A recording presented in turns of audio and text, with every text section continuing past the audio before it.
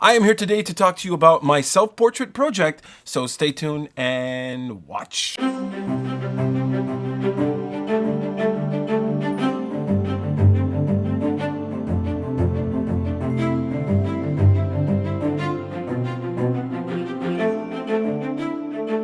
Hello YouTubers, this is Jacques from The Moving Icon, and I am here to talk to you about the contest winners for the contest I held way too long back. I told you guys I'd bring you contest winners in the next week, and I did not. So here are the winners for the Moving Icon t-shirt right here, which is beautiful. You will love it. The cotton is amazing.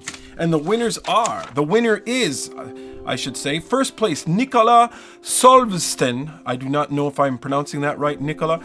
If you do not answer your messages or your phone, second place goes to Christian Cousin, and the third place goes to ICE Entertainment. There's only one first prize, but I do want to announce all three winners to tell them that they are second and third in line if one person doesn't answer the phone. I want to talk about a self-portrait project I did. Now, I don't know if you know this, but I have already made a video on 5 of the biggest pet peeves of all photographers. I'll try to post it here or someplace else so you guys can go check it out and see. But point 5 on those 5 pet peeves of photographers, one is the photos of ourselves always suck. They're never very, very good. So I decided finally to,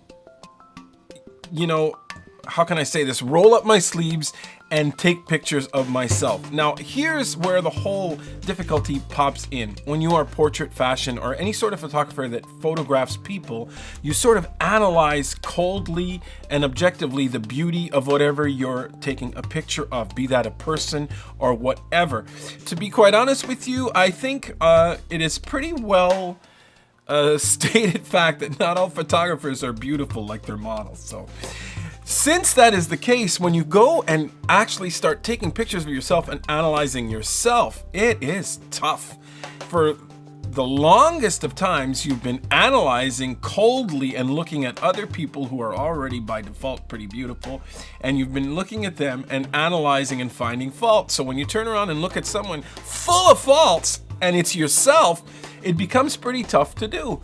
So I rolled up my sleeves and I got myself and my assistant, and he came with us and we worked on this project together. He also wanted shots more for his Tinder profile, but listen, we all have our reasons why we want photos of ourselves. Now, before I continue, I got to state that it was a learning process and I am very, very happy with the results. They're very, very nice. We set up our stuff. That went pretty well. Francis helped me with that. He's a pair of arms. He's very good at this type of stuff. He's used to working with me. We've worked together on a lot of video shoots and photo shoots. Now, there were a couple of limitations there. I'm not as tall as him. He's a tall guy. So when it was time to actually do our adjustments, I would do them on him. And that's another thing. As you can see, my skin color, I'm not white, and he is definitely a Caucasian person. So when we went to do any sort of stand-in work, adjusting exposure, height, focus, lighting, any of that stuff, it took quite a while because I actually had to predict that when I went to take the shot, I would be a bit darker than he was. Also, the fact that he was taller, so I couldn't focus and get a sweet spot that was perfect for the shot. In the end, we ended up with a really good photo shoot with some nice shots. It took a while. It was back and forth. I'd walk back and forth to the camera, standing in my position. Francis would help me out, but he basically just became a button presser for me. He pressed the button and I would go look at the shot, readjust, and then we'd keep on doing it. But in the end, we got some good shots. And of course, as usual, the person who was getting their pictures taken, who was not the photographer, got fantastic shots.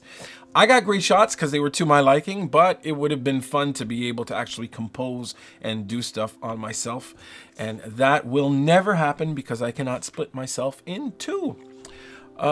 This leads me to a couple of conclusions. And one is that it might be better for me to just go and talk to a photographer whose style I kind of like, that I think is nice, and work with them and just surrender myself to the fact that for that night I'm a subject. and then I can get shots, great shots with a style of a photographer I like, and it'll be cool. In this case, we got a lot of shots on my style, but I had to work so hard, it was pretty tough for me to actually be a subject. So without further ado, here's the slideshow.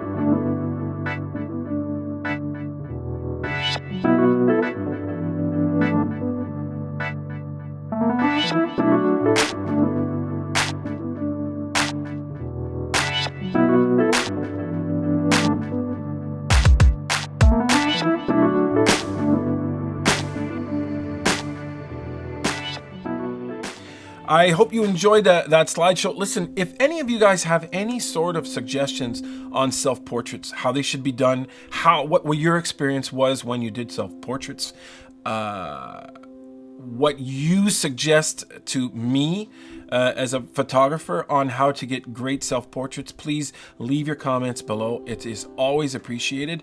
What's funny, one commenter mentioned, listen, I don't want to bust your bubble, but da-da-da-da-da. And you know what? It doesn't bust my bubble. I like to hear whatever you guys have to say.